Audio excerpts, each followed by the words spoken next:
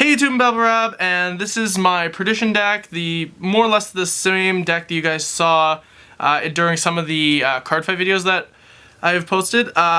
It is post Kagero Legend deck, so I have added some cards from that deck to this deck. In addition, a few things of note is I did build this deck and had it mostly complete before the Legend deck was actually released. So what that means is that I had built it before the price spikes in some of the Perdition things. So, for example, Overlord up in Canada right now is sitting at $42 a piece at the moment. In addition, it's out of stock, so I can expect it to go even higher than that. Vortex Dragon Newt is sitting at about 18. It was originally like 7 to 8, and Rampart Dragon jumped from 7 to 10. In addition to that, like, Neoflame hasn't really changed that much, and Whirlwind Dragon, at least the Legion rare, has gotten a lot more expensive. But, I mean, it's Legion rare, so yeah, that's kind of to be expected, I suppose.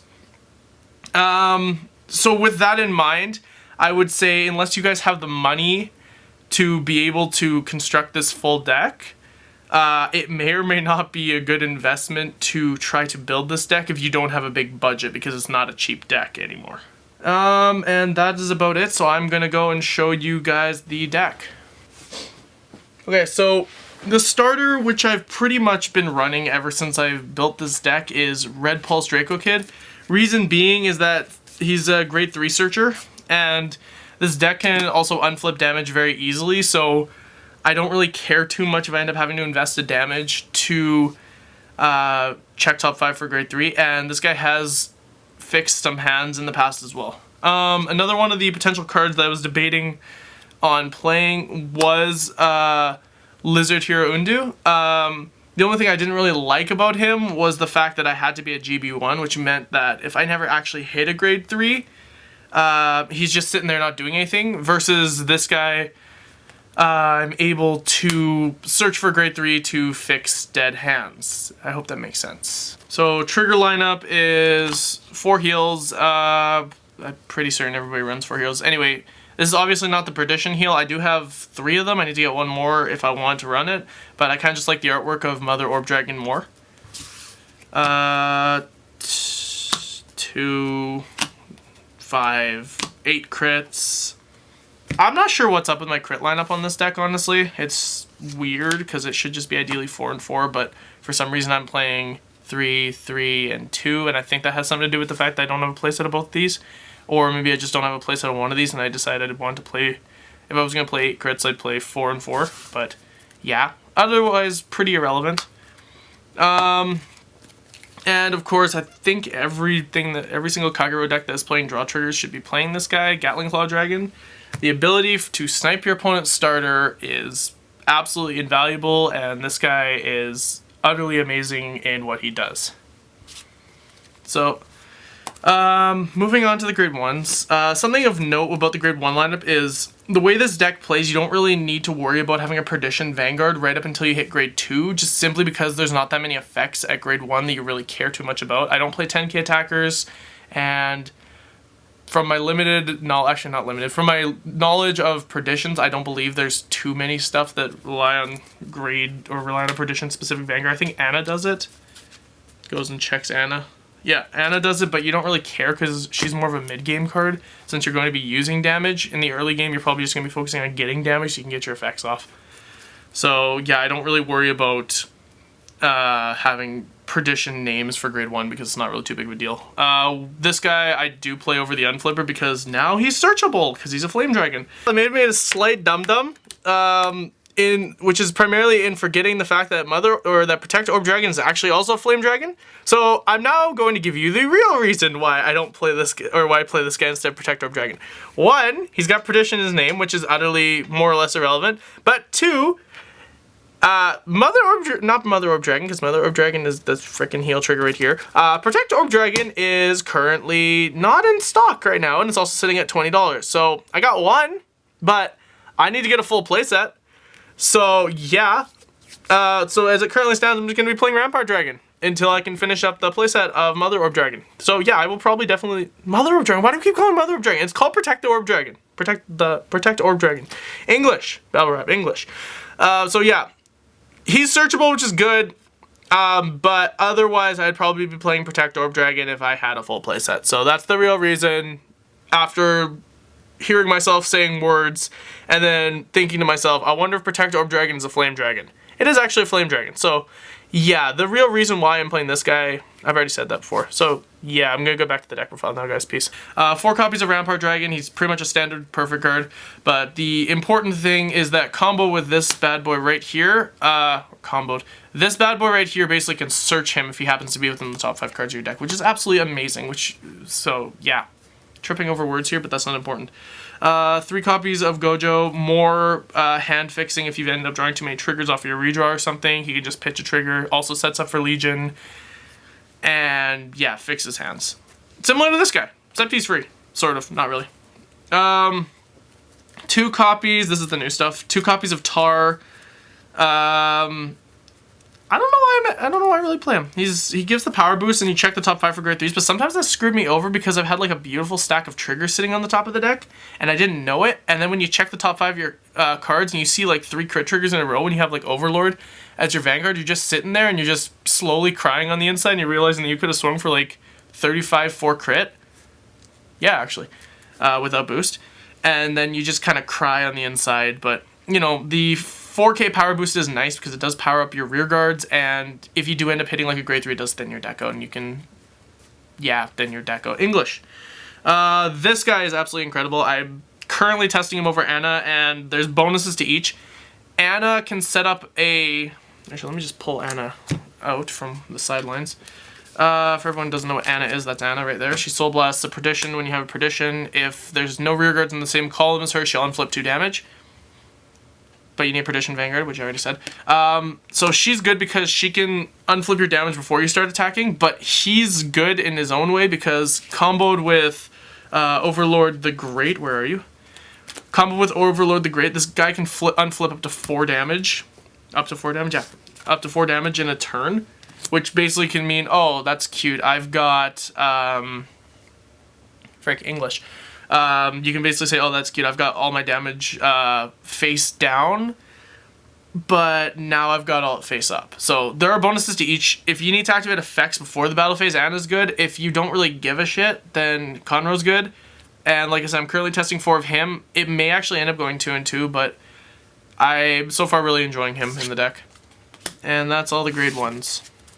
Hey guys, quickly interrupting my video a second time, because I'm clearly a lot less intelligent than I give myself credit for being.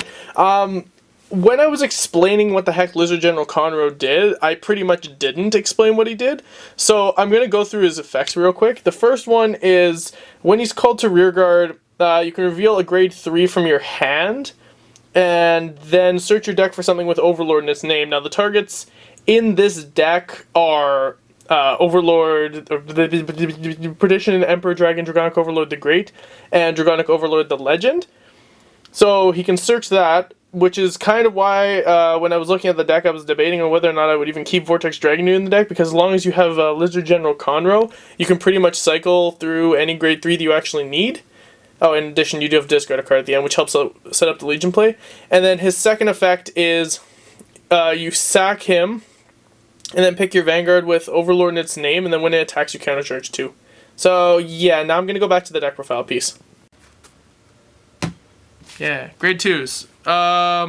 4 Whirlwind Dragons, 12k attacker. I'm pretty happy with him. No real complaints. 4 Neoflame, wipe out their field, feels good. And then 4 Menace Laser. I'm pretty certain this is quite a standard grade 2 lineup. I've seen some people playing 3 of this guy. I like 4 just because... if your opponent attempts like a grade 2 game you or something, or not grade 2 game per se, but more like attempts to grade 2 rush you, he can help counter that rush, so that's what I like about him.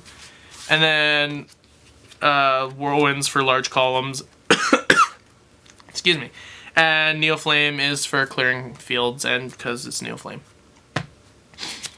Grade 3 lineup is 4 copies of Overlord the Great, which is pretty much your endgame grade 3 and pretty much the core strategy of the deck. Then I'm playing 2 copies of Vortex Dragonoot. Yeah, I don't have Legion rares for all of them, but you know what, I'm not going to care too much. Just makes the 1 Legion rare in the deck even more special. I was originally playing a build of this deck where it was 4 of this guy and where are you? And then 4 copies of Overlord the Legend. I may start testing that again because of the amount of grade 3 searching this deck can actually do even before you hit something with Overlord in its name. But the reason why I'm playing the 2 Vortex Dragonute is just for the sake of the Perdition name, which, as I said, once you hit grade 2, it's a little more important that you have a Vanguard with Perdition in its name. And then last 2 I'm playing are, actually before I do that, he's still got a pretty good effect despite the fact that, you know, this is the centerpiece of the deck. And then the last 2 I'm playing are 2 copies of Overlord the Legend. And basically how I play him in this deck is he's the first grade 3 you ride. Or ideally you want him to be the first grade 3 ride, because then you use his skill, you counterblast Soul Blast, check top 5 for Flame Dragon, which can add like a Menace Laser Dragon, a Neo Flame, Whirlwind Dragon, friggin', what else can I add? Yay, you guys get to watch me search through my deck to find out what my targets are. I should know this by now. Most importantly, you can pull a Perfect Guard out of your deck, which is absolutely hilarious. And I have actually had a few times where I had to pull one of my triggers out because I was not feeling safe. But yeah, in addition to that, if you somehow have him on your Vanguard circle, which is not as ideal considering the fact that you don't get some of your Perdition effects off. I mean, you lose your Neo Flame and you lose your Whirlwind Dragon, which are more than half your grade 2 land, but that's actually kind of a big deal. But if you end up hitting the late game where you're at the point of GB2, if you end up hitting the late game where you're at the point of GB2, he turns himself into a grade 4.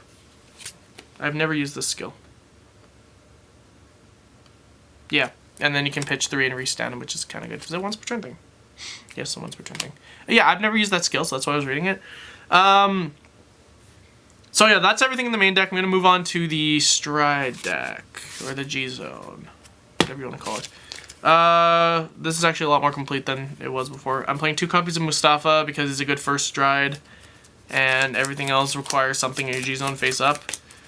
Pretty happy that we're getting a 16-card G-Zone because that means I can put Root Flare back into the deck, and I kind of enjoy Root Flare. Was there anything else I wanted to discuss before I continued on? Oh yeah, Root Flare. Look at him. So awesome. He's a free column sweep, which is really nice.